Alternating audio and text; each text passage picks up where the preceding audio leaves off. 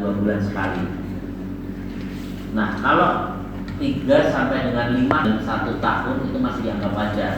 Tapi kalau sudah lebih dari 5 kali dalam 1 tahun, kita harus evaluasi kenapa dia berulang. Dan yang paling sering itu adalah rinitis disusul dengan faringitis dan pneumonia, 3 faktor besarnya itu. Nah, ini adalah konsep lumayan baru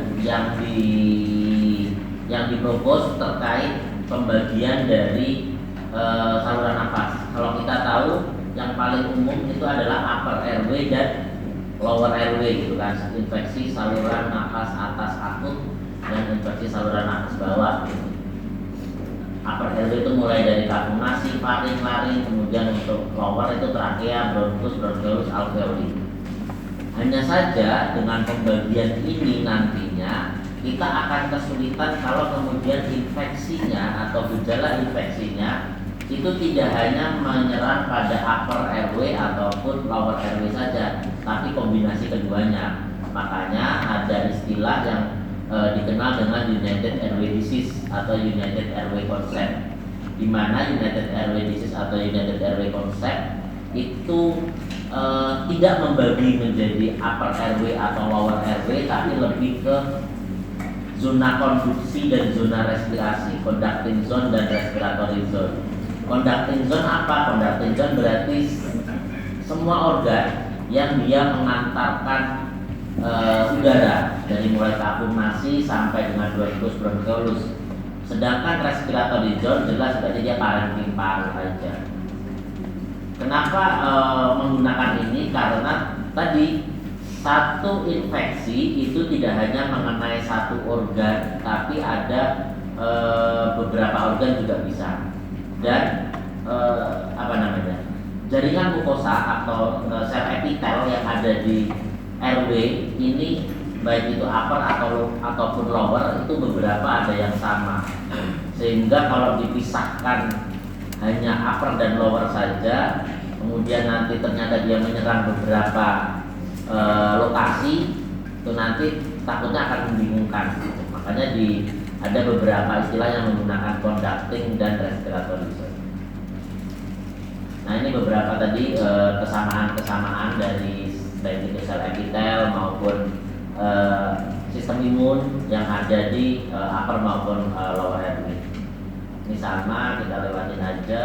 Nah, ini untuk spektrum dari infeksi respiratori akut, dia tidak berdiri sendiri. Bisa aja dia rhinosinusitis, gabungan dari keduanya. Bisa juga rhinofaringitis kalau dia gejalanya rhinorea ditambah dengan batuk, ditambah dengan faringnya hiperemis, kan nggak mungkin rhinitis aja atau faringitis aja. Kalau faringitis aja nggak mungkin ada gejala rhinorea gitu. Nah, rhinofaringitis, tonsilofaringitis kan udah familiar. Atau croup, udah pernah dengar croup ya? Croup itu nama lainnya adalah tracheolaryngobronchitis. Jadi dia penyempitan dari mulai laring, trakea sampai dengan bronkus. Karena ada peradangan, ada infeksi di situ. Kemudian bronkitis, bronkiolitis, pneumonia, nanti kita bahas bronkiolitis dan pneumonia. Bronkitis akut ya, dia sindroma klinis karena ada peradangan di bronkus, kemudian etiologinya bisa virus, bakteri, polutan juga bisa. Pemeriksaan fisiknya biasanya ada rattling sound, kemudian gejala klinisnya ada demam, kadang disertai batuk, kemudian batuknya dari mulai batuk kering sampai dengan batuk produktif. Nah, tata laksananya kalau bronkitis ini kan relatif ringan ya, jadi tata laksana yang paling sering adalah suportif, nutrisi, cairan, kemudian menghindari paparan polutan begitu. Kemudian simptomatik, kalau memang ada demam ya diberikan paracetamol, kalau dia ada rhinorea bisa diberikan antihistamin gitu. Antibiotik diberikan tidak tergantung, kalau ada indikasi bronkitisnya lebih dari 3 hari, kemudian produktif, demamnya tidak turun, kita bisa pertimbangkan gitu. Itu mengarah ke bacterial infection bukan viral infection. Nah, untuk bronkitis kan ya cuma itu aja karena tadi teman-teman juga mungkin udah banyak dapat.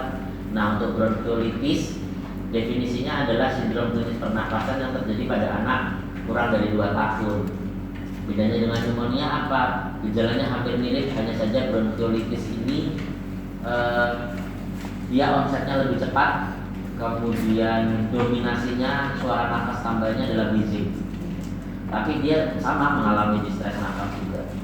Penyebab terseringnya adalah rhinosinusial virus, kemudian rhinovirus, influenza, jarang akibat bakteri. Makanya dia nanti onsetnya cepat kalau kita lihat. Patogenesisnya jelas karena dia ada infeksi, ya dia akan menyebabkan gangguan di epitel bronkus, edem, hiperskresi, kemudian akan mengalami diameter airway yang ada. Bronkiolus ini kan small airway ya, dia kan percabangan dari bronkus, jadi pasti kecil.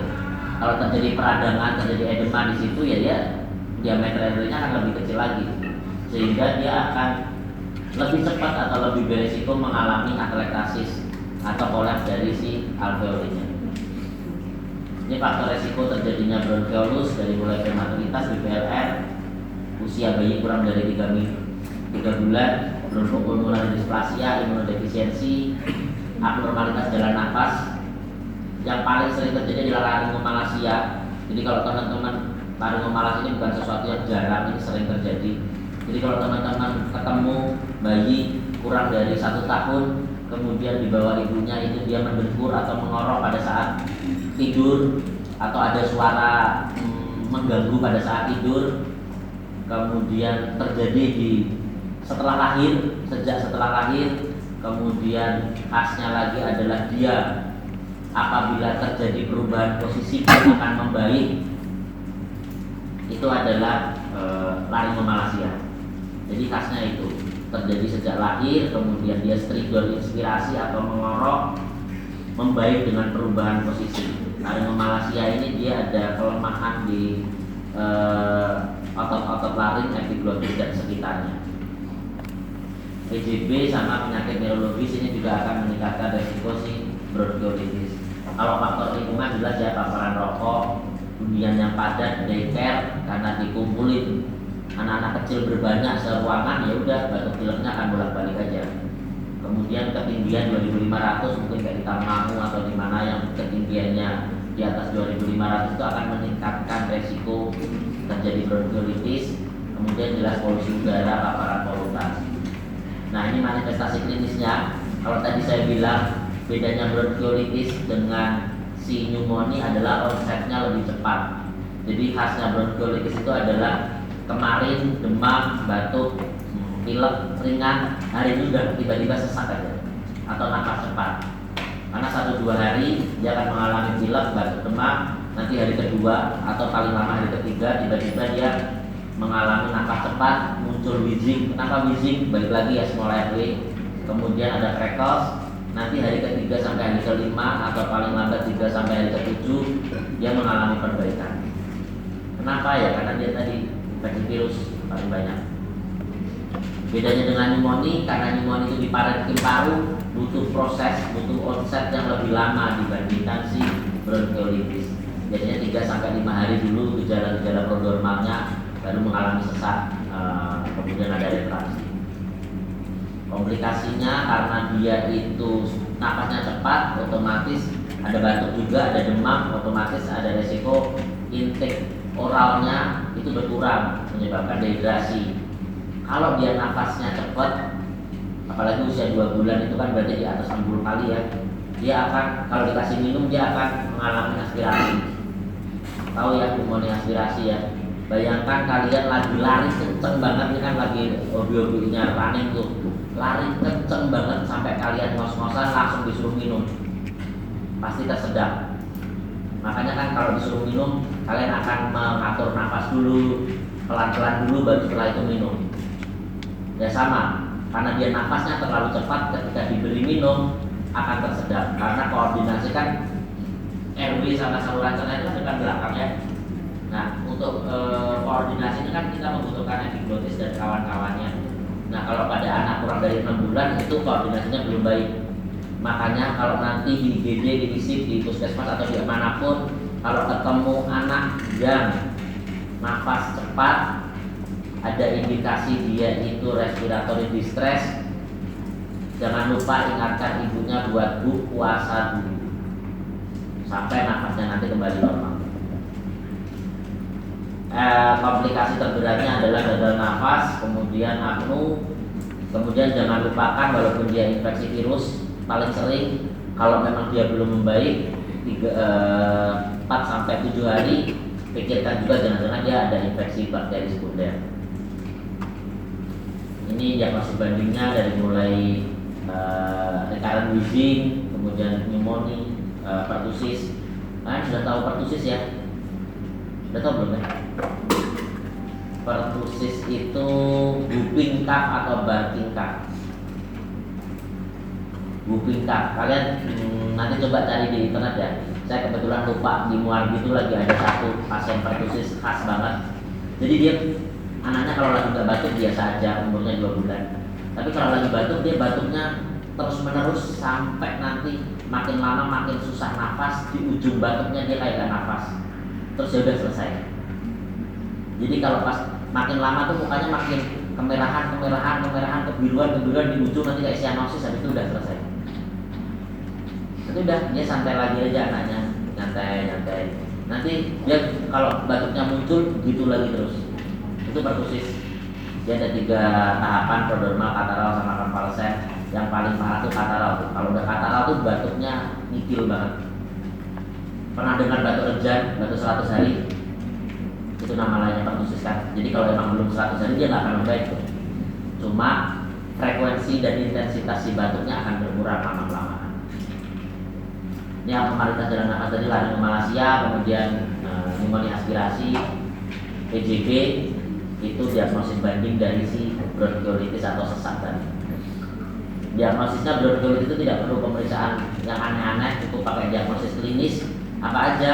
Dia ada gejala prodromal, batuk, demam, pilek. Kemudian 2 hari atau 3 hari pertama itu disertai dengan peningkatan usaha nafas cepat tadi. Kemudian ada wheezing atau crackles kalau didengerin. Kemudian paling banyak itu pada anak-anak usia kurang dari 2 tahun. Kriteria rawat inapnya apa? Jelas kalau dia letargi atau dia sakit berat, ada distres nafas, apnu, ya jelas apnu pasti rawat inap. Kemudian hipoksemia sehingga membutuhkan oksigen, target oksigen berapa sih pada anak-anak? Di atas 92%. Kemudian infeksi sulit atau dehidrasi. Kemudian yang terakhir ini sebenarnya lebih ke arah indikasi sosial ya. Orang tua atau pengasuh tidak mampu merawat di rumah atau khawatir berlebihan. Jadi kalau kita ketemu orang tua dengan membawa anak kecil, anak-anak periksa ke kita harus mengevaluasi. Kita harus menilai ini kira-kira si orang tua ini bakalan bikin problem apa enggak. Kan akan kelihatan tuh orang tuanya lebih khawatir, orang tuanya hibur dan lain sebagainya. Walaupun kita ini kayaknya bisa deh rawat jalan, tapi kalau gejalanya sudah gejala sistem respirasi atau sistem pernapasan dan orang tuanya sangat khawatir, sebaiknya rawat inap. Karena apa? Ketika dirawat jalan, teman-teman harus mengedukasi tanda-tanda kegawatan pada nafas. Supaya apa? Supaya ketika terjadi perburukan di rumah harus segera ke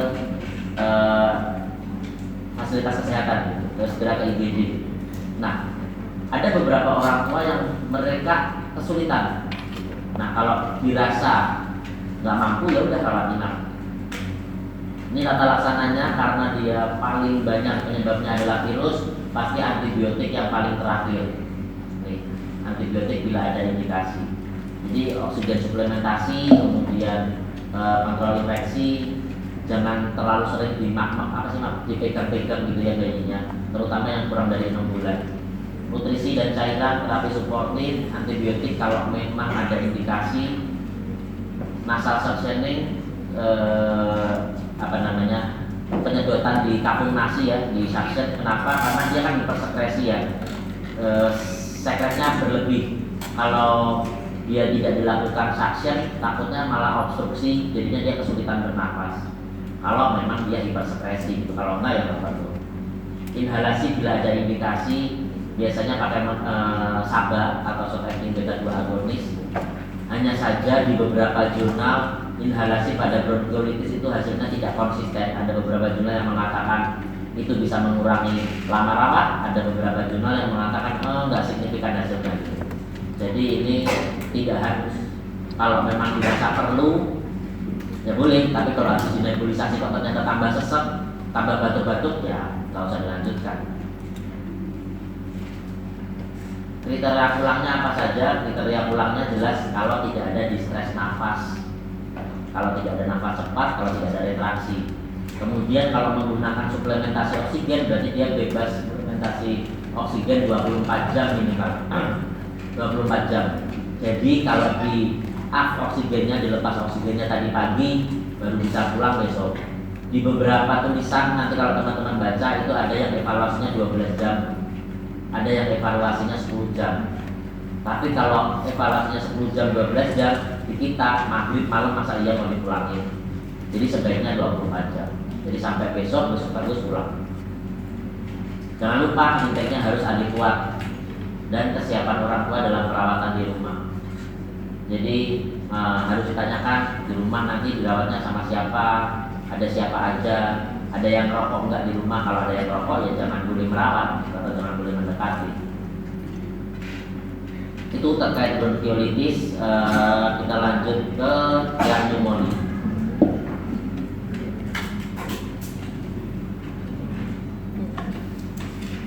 Ada yang ditanyakan nggak yang bronkiolitis? Nggak ada ya.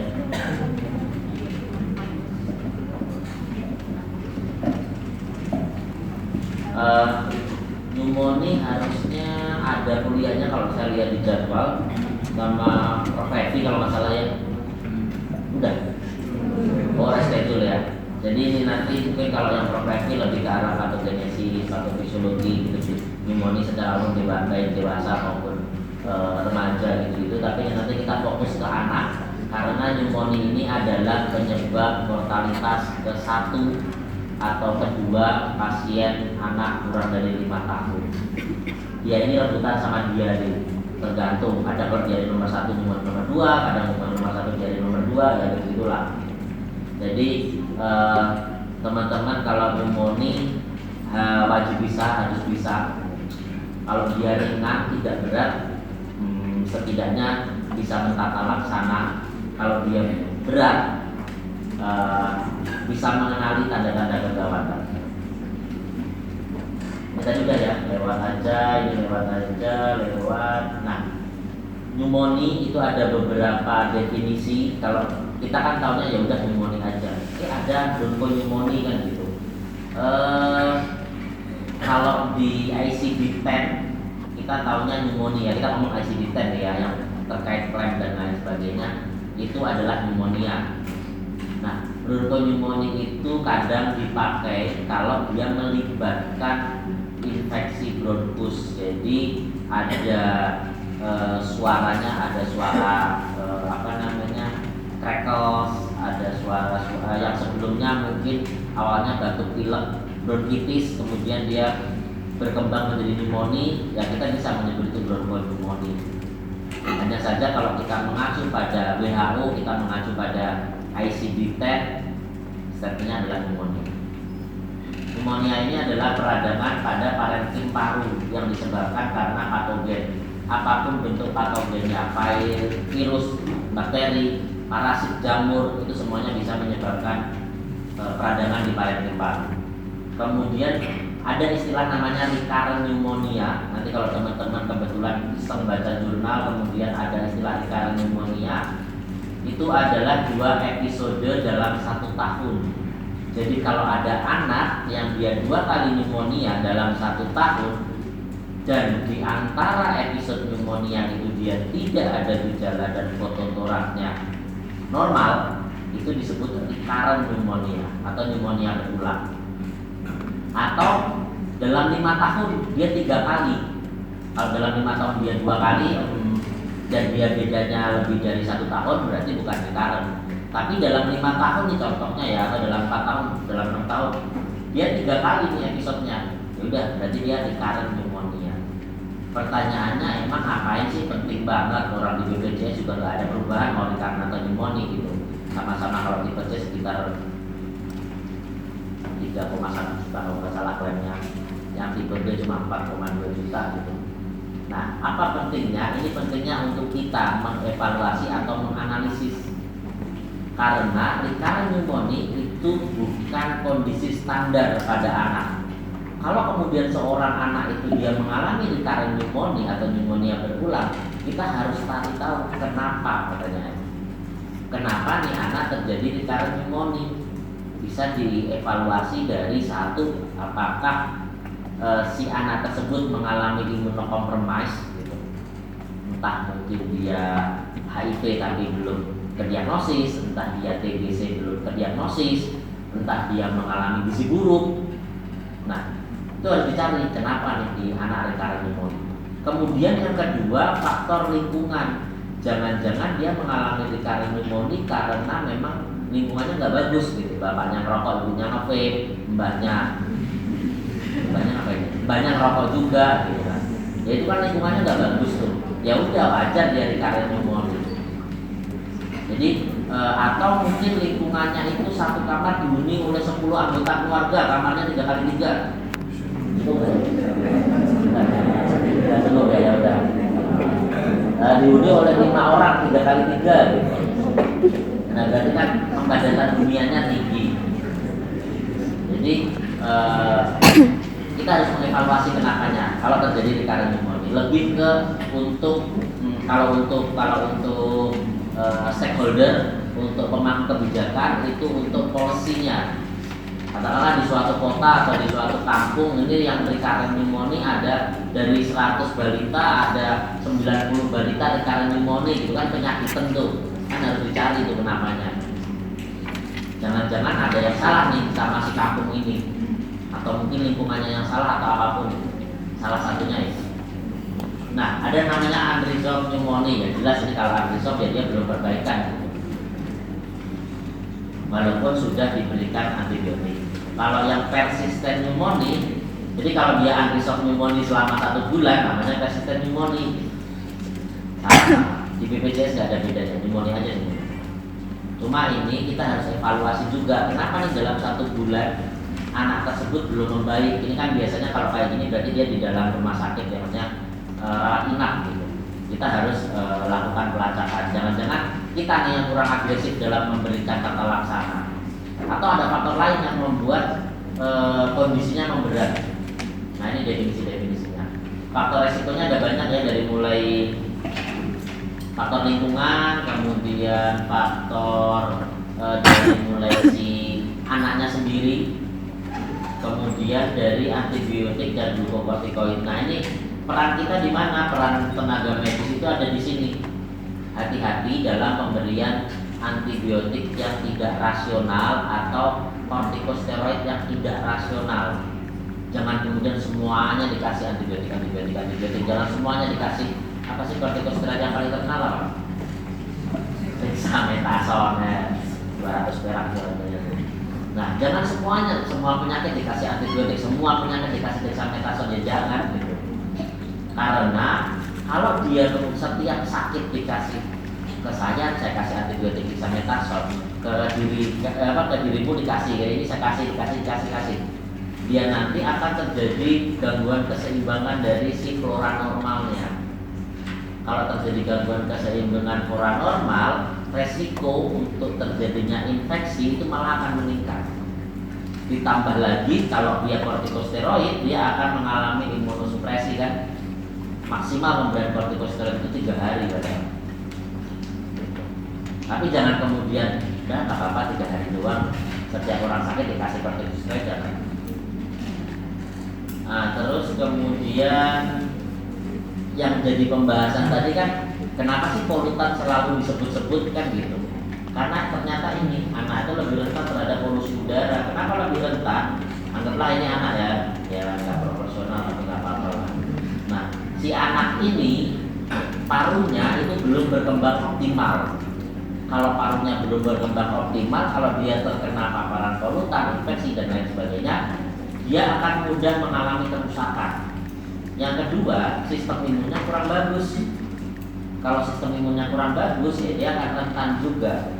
Ini dikombinasi dengan si anak-anak itu kan napasnya lebih cepat dari orang dewasa ya.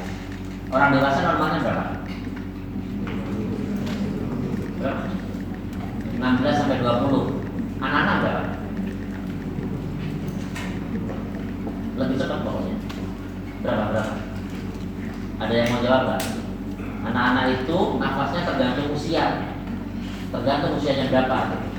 Jadi kalau ditanya normalnya berapa deh, ya tergantung usia tuh, biar kelihatan pintar aja. Nah, yang kedua, karena dia semakin cepat, contoh nih, di sini, nah ini dia nih lagi ngerokok gitu ya. Terus habis itu ada anak-anak di situ, ada orang dewasa, anak-anak. Dalam 1 menit orang dewasa cuma napas 20 kali. Si anak-anak, katakanlah umurnya setahun lah ya, gitu kan, keluarga muda gitu, setahun umur anaknya. Setahun itu kan normalnya berarti di atas 40 ya. Ya, di atas 50, di atas 50. Nah, kalau dia nafasnya katakanlah 40 kali semenit gitu kan, berarti kan 2 kali lipat itu dalam menghirup dibandingkan orang dewasa. Pasti dia akan lebih banyak untuk terkena asap.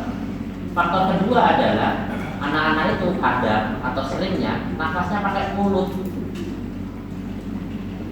Kenapa pakai mulut lebih berbahaya dibandingkan pakai hidung? Tahu nggak? Kenapa? Ada yang tahu nggak? Kenapa? Dia kan pakai mulut nih. Ini mulutnya mangap.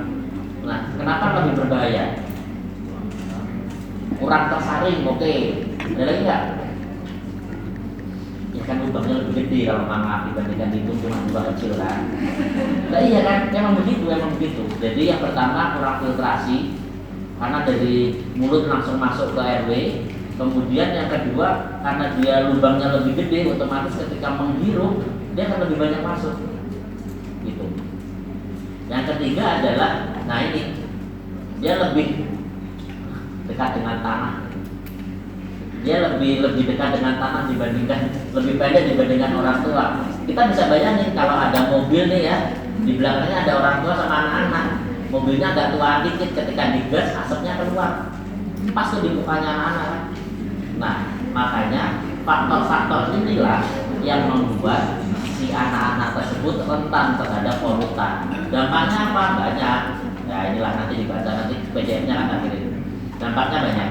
Ada kalau pada ibu-ibu hamil dia nyebabin kelahirannya prematur, kelahirannya BBLR, kemudian resiko asma meningkat, kemudian ada resiko untuk infeksi pernapasan pasti, otitis media gitu. Jadi dampaknya banyak. Karena apa ya faktor ini tadi? Nah, nggak kepikiran yang ini saya juga berpikir itu juga ya yang saya rendah. Nah, ini faktor resiko pada anak-anak. Kenapa dia bisa mengalami recurrent pneumonia atau pneumonia berulang? Faktor resikonya banyak banget dari semua organ itu ada. Dari mulai ini CZ ini conducting zone yang tadi kita bahas. Dari mulai zona konduksi, dari mulai tadi malformasi RW, tracheomalacia, laryngomalacia, stenosis, kemudian respiratory zone-nya ada CLD, kemudian ada CPAP itu dia congenital, jadi parunya nggak terbentuk, alveolnya nggak terbentuk, jadi di parunya cuma terbentuknya gula-gula banyak gitu. Kemudian ada macam-macam sampai SSP dari mulai epilepsi, CP itu akan meningkatkan resiko pneumonia berulang. Terutama yang paling banyak tuh di kita ya di luar itu ada ini SSP, kemudian PJB itu banyak kasus-kasusnya plastik anemia, ya, kemudian thalassemia gitu. Dia akan mengalami pneumonia berulang. Kenapa? Sistem imunnya bermasalah. Kalau yang ini karena dia tidur mulu kan, CP kan nggak bisa gerak kemana-mana tuh. Neuromuscular disorder kayak Duchenne muscular dystrophy itu juga nggak bisa gerak kemana-mana kan, tidur terus kan. Karena dia statis lama, jadinya mucociliary clearance-nya juga bermasalah. Ya udah, dia akan mudah mengalami recurrent pneumonia. Kemudian, nah ini patogenesis sama patofisiologi nggak usah terlalu dalam. Kayaknya seingat saya Prof. Revi itu akan membahas salah satunya di patogenesis dan patofisiologi. Prinsipnya ketika ada patogen masuk, kemudian dia menyebabkan peradangan di dalam alveoli, nantinya inflamasi di alveoli ini akan menyebabkan banyak kan, ada penebalan dinding alveoli, kemudian akan mengakibatkan hipersekresi dari cairan alveolinya, yang dampaknya nanti akan mengganggu difusi. Kita tahu ya, si alveoli ini, si respiratory zone ini kan dia fungsinya untuk difusi, perpindahan dari O2 CO2 di alveoli sama di arteri gitu. Nah, ketika terjadi gangguan di alveolinya, dia akan terjadi ketidakseimbangan antara perfusi sama difusi sehingga menyebabkan hipoksemia. Ketika hipoksemia, ya, yang ditandai dengan salah satunya adalah saturasi oksigen yang kurang dari 92, dia akan mengakibatkan hipoksia jaringan. Nah, kompensasinya apa? Jelas, tubuh harus mengkompensasi dengan cara mengambil oksigen sebanyak-banyaknya. Berarti dia harus mengambil nafas sebanyak-banyaknya. Makanya salah satunya adalah takipnu. Kemudian yang kedua, akan BOB ini adalah walk of breathing, akan mengakibatkan retraksi atau tarikan dinding dada. Kenapa? Karena dia harus sekuat tenaga kan untuk mengambil oksigen untuk memenuhi kompensasinya itu. Makanya gejalanya adalah napas cepat dan retraksi dinding dada. Nah, pneumonia itu adalah diagnosis klinis. Yang dimaksud diagnosis klinis adalah kita tidak perlu melakukan pemeriksaan penunjang untuk menentukan diagnosis pneumonia. Tandanya apa? Jelas tidak pneumonia gitu. Ada demam, batuk, ada peningkatan walk of breathing, yaitu nafas cepat dan tarikan dinding dada. Kalau ada 3 itu berarti dia pneumonia udah ini. Fototorak gimana? Enggak penting. Kenapa ini harus segera didiagnosis dia pneumonia atau bukan? Karena balik lagi, mortalitasnya tinggi terutama untuk anak usia kurang dari 6 bulan. Jadi kalau kita nggak segera mendiagnosis, harus menunggu fototorak, kita tidak segera memberikan antibiotik nantinya. Oh ya, ini 60 ini adalah neonatus kurang dari 1 bulan, 50 ini di atas 50 berarti dia untuk yang 2 bulan sampai dengan 1 tahun, untuk 1 tahun sampai dengan 5 tahun adalah 40 kali semenit, mau saja kali. Ingatan kita ini kan terbatas ya, foto aja atau screenshot. Nah, ini adalah klasifikasi dari WHO tahun 2014 terkait pneumonia berat, pneumonia dan bukan pneumonia, batuk pneumonia, bukan pneumonia dan pneumonia berat. Nah, klasifikasi ini diadaptasi di Indonesia, dimasukkan ke dalam MTBS. Tahu nggak? Pernah dengar nggak? Masa nggak tahu? Sudah IKN apa ya? Fitlab udah Fitlab. Udah. Nah, di puskesmas ada Fitlab ya tiap semester ya. Nanti coba deh tanya teman-teman di puskesmas, Mbak ada buku MTBS nggak? MTBS itu adalah manajemen terpadu balita sakit namanya. Itu adalah keluaran dari Kemenkes, di mana mempermudah screening penyakit-penyakit yang mortalitasnya tinggi. Contoh diare, pneumonia, ruam kemerahan yang nantinya adalah DBD itu. Jadi sama mereka dipermudah alurnya supaya nakes-nakes yang ada di FKTP 1 itu lebih mudah mendiagnosis. Nah, yang ini dimodifikasi di MTBS seperti ini, misalkan sih lebih tepat. Entry point-nya sama, batuk atau kesulitan bernafas kan. Kemudian nanti diperiksa nih, ini dihitung nafasnya berapa, ada retraksi atau tidak. Nggak usah emosi mas, bentar lagi selesai, tenang. Nah, lalu ini kalau tadi kan banyak tuh ya, neonate, infant, bla bla bla. Di MTBS karena ini dipakai berbanyak, kan nggak mungkin tuh detail gitu. Makanya disederhanakan cuma ada 2. Aduh, lama-lama saya belajar juga nih.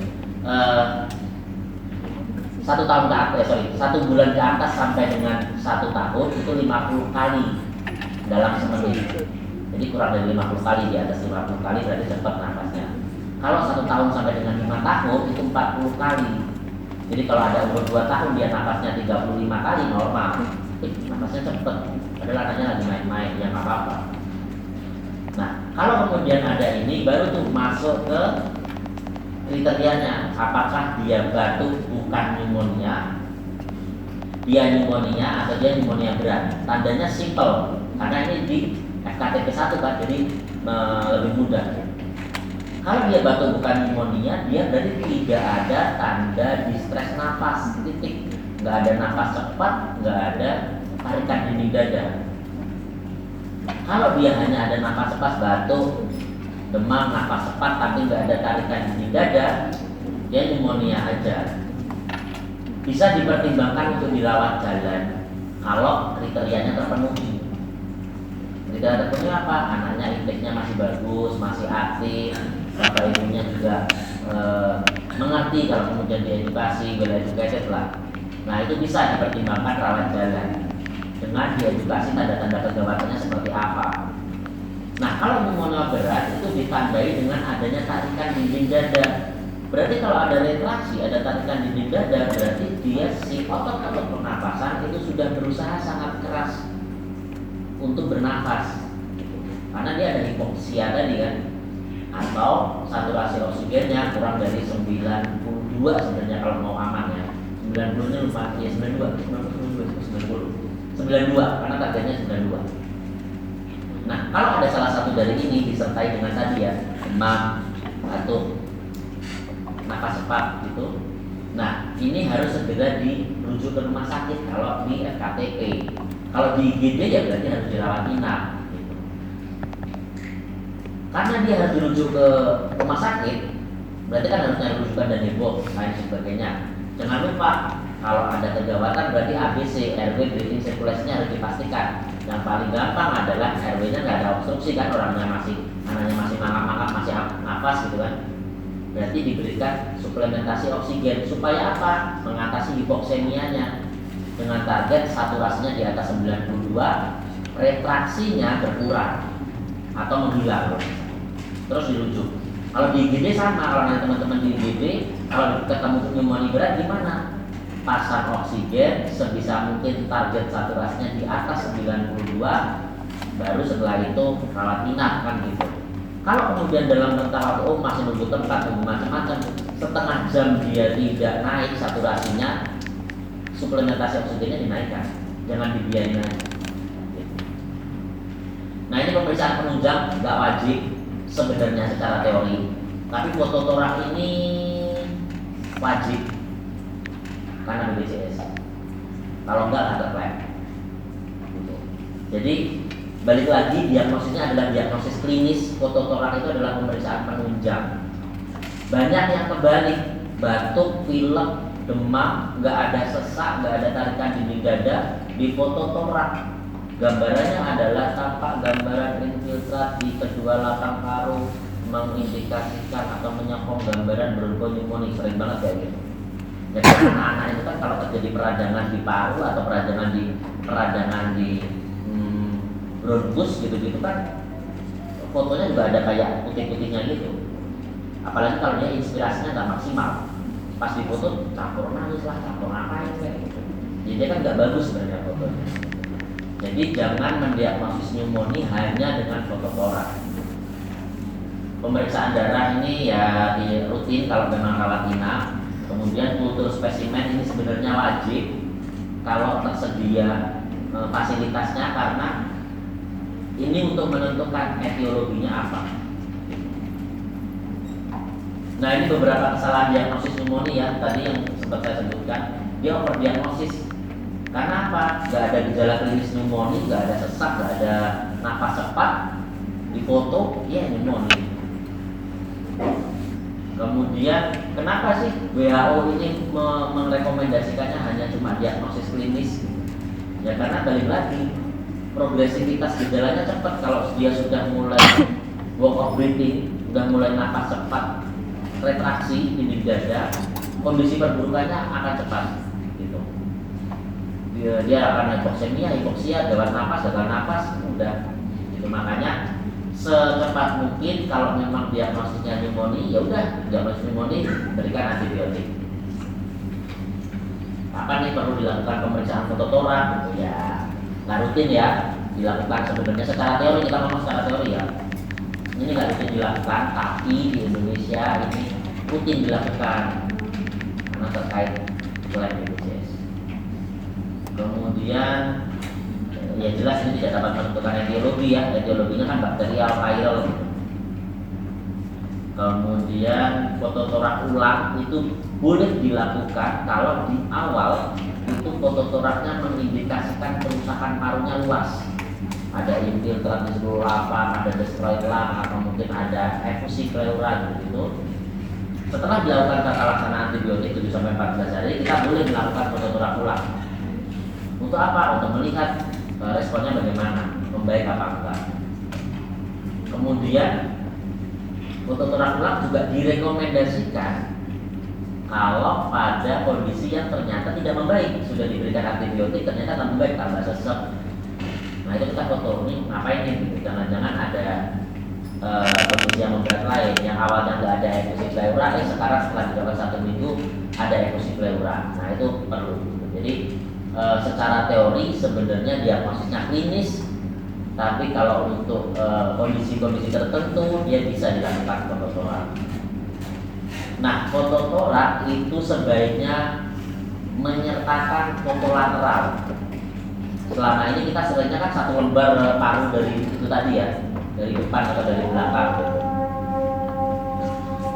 Azan, kita berhenti sebentar.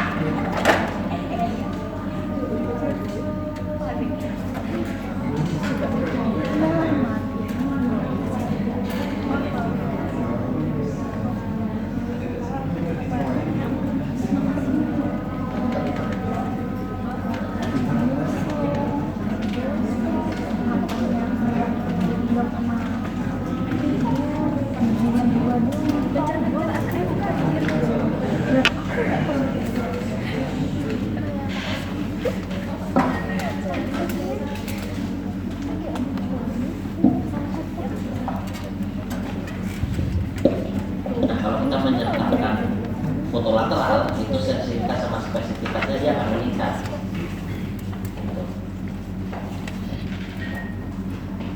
Nah ini untuk laboratorium darah.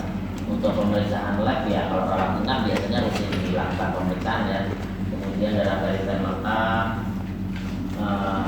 walaupun leukosit platelet itu mengindikasikan derajat keparahan penyakit, tapi kan dia tidak memberitahu terkait progresivitas atau terkait severity dari pneumonia itu sendiri. Ini secara umum. Kemudian procalcitonin ini sering dipakai di Indonesia, juga sering dipakai yang procalcitonin, walaupun memang belum ada rekomendasi atau belum direkomendasikan menggunakan procalcitonin untuk membedakan apakah dia bakteri atau virus. Hanya saja di beberapa penelitian procalcitonin itu akan meningkat pada infeksi bakteri.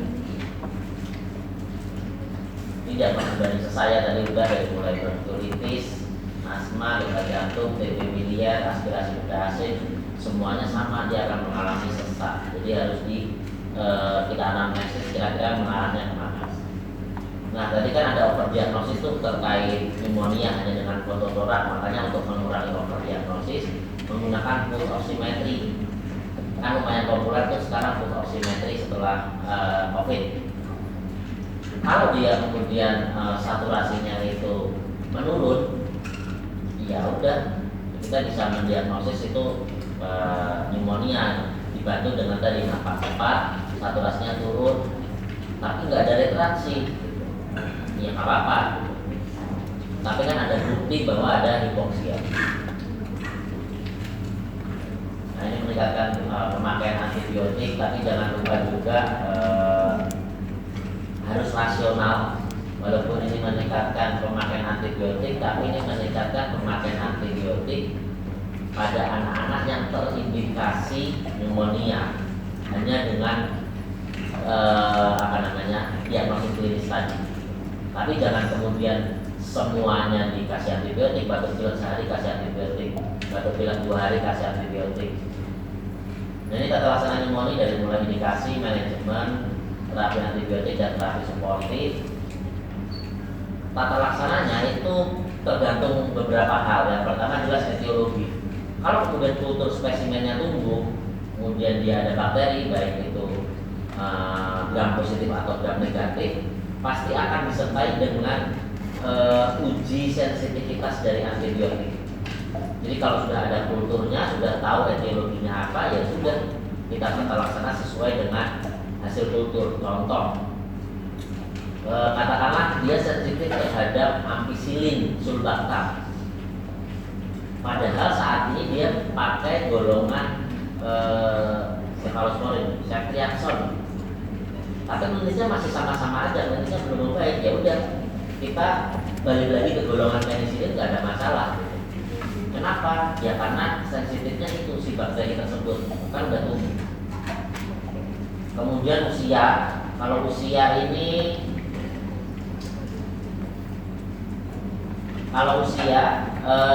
antara neonatus dengan pediatri, neonatus itu kurang dari 1 bulan, pediatri itu di atas 1 bulan, first line terapinya beda.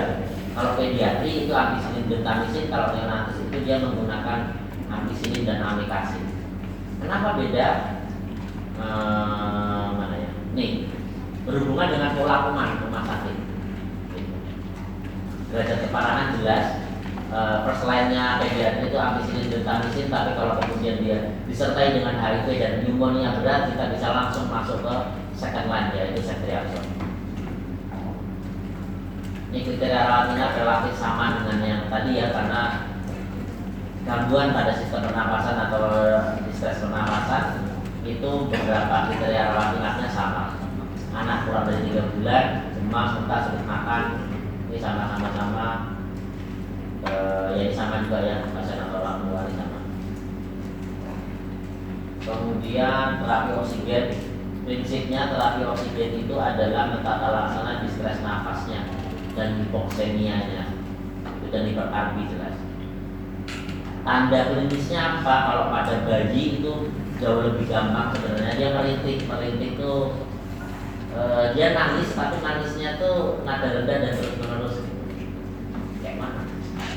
Ya pokoknya gitulah, dia merintih. Kemudian dia ada takino berat, berarti nafasnya cepat, kemudian ada retraksi. Nah, kalau ada tanda-tanda ini harus segera diberikan terapi oksigen. Kenapa? prinsipnya adalah secepat mungkin mentata laksana hipoksemia. Kemudian ini gelisah juga bisa mengindikasikan dia hipoksia juga. Nah ini targetnya ya di atas 92%. Jadi contoh dia batuk, demam, nafas cepat, saturasinya kurang dari 92%.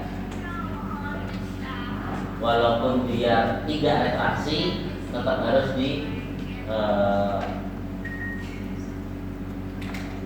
dilakukan suplementasi oksigen. Ini terapi antibiotik, pilihan-pilihannya ampicillin, gentamicin, naltrexone, tadi. Evaluasinya pemberian antibiotik itu 2-3 hari harus dievaluasi. Kalau dia responnya kurang baik, ya dia harus dilanjutkan sampai dengan 5 hari, lalu diganti dengan second line terapinya, atau bisa langsung diganti kalau memang gejala klinisnya tambah berat. Responnya apa aja ya, demamnya turun, sesak berkurang, yang awalnya 2 liter per menit jadi turun 1 liter per menit, yang awalnya merintih, gelisah, jadinya tidurnya lebih nyenyak. Ini dievaluasinya kapan? 72 jam. Jadi visi dari pertama, visi dari kedua, visi dari ketiga. Yang ditanya adalah ini, kalau ternyata ini sudah terpenuhi, ya berarti dia respon terhadap si antibiotik tersebut.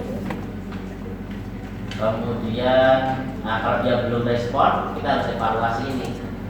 Ada komorbid, komplikasi, dosisnya kurang tepat. Nah, perbaikan klinis ini kriterianya apa ya? Ini tadi, nggak ada pemeriksaan, tidak perlu pemeriksaan penunjang.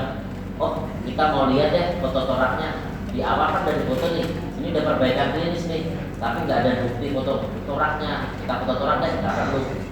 Yang penting namanya perbaikan klinis, berarti kan dari klinis, bukan perbaikan penunjang kan. Nah ini terapi suportif ya. Terapi suportif itu berarti non definitif yang bukan antibiotik, dari mulai suplementasi oksigen, saksen berkala, paracetamol, nebulisasi kalau dibutuhkan, kemudian cairan dan nutrisi. Tapi hati-hati, cairan ini walaupun simple, dia bisa menjadi berbahaya kalau overload. Overloadnya itu tidak boleh melebihi 10 macam-macam di jurnal, tapi rata-rata menyebutkan 10-15%. Jadi katakanlah beratnya 10 kilo, dia kebutuhannya 1000 ml, ya berarti 1000 ml dibagi 24 kan gitu.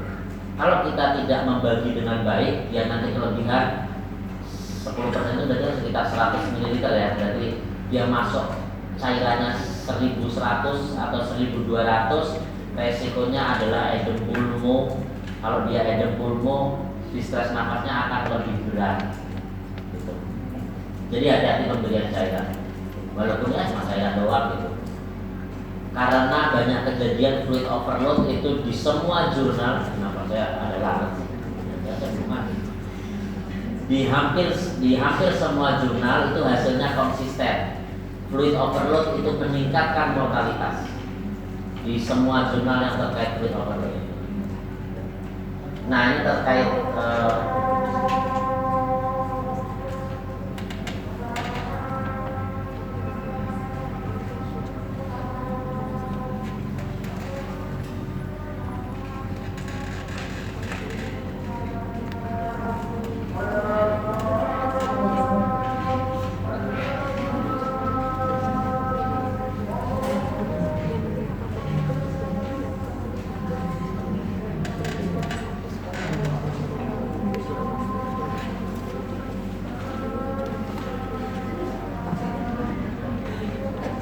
kalau teman-teman nanti lihat ya, entahlah di mana ya, di mungkin pas lagi fit lab atau mungkin lagi stase di rumah sakit luar atau di mana, coba dilihat kalau yang dia si anaknya diagnosisnya pneumonia, apakah dia mendapatkan nebulisasi atau tidak. Karena banyak kejadian pokoknya kalau diagnosisnya pneumonia dikasih nebu, diagnosisnya pneumonia dikasih nebu gitu. Padahal kalau dia dikasih nebulisasi salbutamol ya, salbutamol itu berbagai macam merek, hasilnya nggak konsisten di hampir semua jurnal. Ada yang bilang dia meningkatkan mucociliary clearance, ada yang banyak yang bilang nggak ada hubungannya yang signifikan gitu-gitu, sehingga ya ini berdasarkan indikasi aja, jangan semuanya dipukul rata bahwa kalau pneumonia dikasih nebulisasi. Masalah itu. Tapi kalau memang dia membutuhkan nebulisasi, ya boleh-boleh aja, tapi tidak selalu diberikan. Kemudian tes fisioterapi ini biasanya untuk memperbaiki clearance airway, itu sering dipakai pada kondisi pasien-pasien yang neuromuskular disease gitu, CP, DMD, pokoknya yang tidak baring lama. Tapi itu tidak rutin ke semua pasien pneumonia. Tidak semua pasien pneumonia dikasih fisioterapi. Nah, ini strategi pencegahannya relatif sama dengan faktor resikonya. Jadi faktor resikonya kan ada antibiotik, ada glukokortikoid, polutan, ya sama. Strategi pencegahannya juga itu. Oh, nggak bisa habis. Nah, ini kayak capek saya masalahnya. Ini imunisasi, jadi pneumonia walaupun dia itu penyebab mortalitas nomor 1 atau nomor 2 anak usia kurang dari 5 tahun, imunisasi ini bisa dicegah. Salah. Pneumonia ini bisa dicegah. Pneumonia ini bisa dicegah. Dicegahnya bukan berarti dia tidak akan terkena pneumonia, tapi kalau dia terkena pneumonia, dia tidak akan berat atau mencegah morbiditas, mengurangi severitas gitu, mengurangi beratnya penyakit. Jadi fungsi dari imunisasi itu 2. Ini lagi ramai imunisasi kan, si campak ini. Nah, fungsinya 2. Dia mencegah tertular penyakit. Yang kedua, kalau dia tertular penyakit, dia mencegah komplikasi yang berat. Gitu. Nah, apa saja sebenarnya vaksinasi atau imunisasi yang dapat mencegah pneumonia? Yang pertama, kurang satu, BCG. BCG itu buat apa ya? Buat TBC kan? Ya berarti pneumonia karena TBC. Emang bisa? Ya bisa. TBC itu kan nama penyakit karena Mycobacterium tuberculosis. Pneumonia itu adalah peradangan di paru. Jadi kalau dia peradangan di paru akibat Mycobacterium tuberculosis, ya pneumonia kausa TBC kan? Terus kemudian DPT, HIV, difteri, pertussis, tetanus, dan hemofilis influenza tipe B ini diberikan usia 2, 3, 4, dan 18. Terus kemudian ini yang lagi rame di Sumeneb, ada yang dari Sumeneb kan? Tidak ada ya. Nah ini yang lagi rame di berita-berita kalau nggak salah measles ya, campak gitu kan, dan rubella MR ya di usia 9 dan 18. Kemudian ada booster lagi MR itu di usia SD gitu, di bias bulan imunisasi anak sekolah. Kemudian PCV pneumococcus di startnya di usia 2 bulan. Ini 23 dan 12 bulan atau 24 dan 18 bulan tergantung merek yang dipakai. Kemudian influenza ini startnya di usia 6 bulan, diulang setiap tahun. Nah, vaksin-vaksin atau imunisasi ini diberikan dengan harapan dia bisa mencegah pneumonia. Nah, memang bisa si measles ini mencegah pneumonia? Bisa, karena salah satu komplikasi terberatnya measles adalah pneumonia. Measles ini kan dia menyerang mukosa nih ya. Nah, kemudian kalau dia nanti berat dalam kondisi mungkin imunokompromis atau itu tidak divaksin, dia bisa menyerang parenkim paru. Yang kedua, berat kedua adalah si measles ini dia bisa menyerang dia bisa si campak ini dia bisa menyerang SSP juga, meningitis akibat campak, sama pneumonia akibat campak. Makanya ini si campak ini enggak keren ya. Si measles ini penting untuk mencegah pneumonia. Kemudian PCV jelas, pneumococcus ada di Indonesia ada banyak, ada 13, PCV 13, PCV 15, PCV 20 tergantung produk dan mereknya. Kemudian ada influenza. Mungkin itu dari saya. Terima kasih. Selamat sore. Kalau ada yang bertanya dipersilakan. Kalau nggak ada yang bertanya yang apa-apa banget, nggak usah dipaksakan. Itu ya.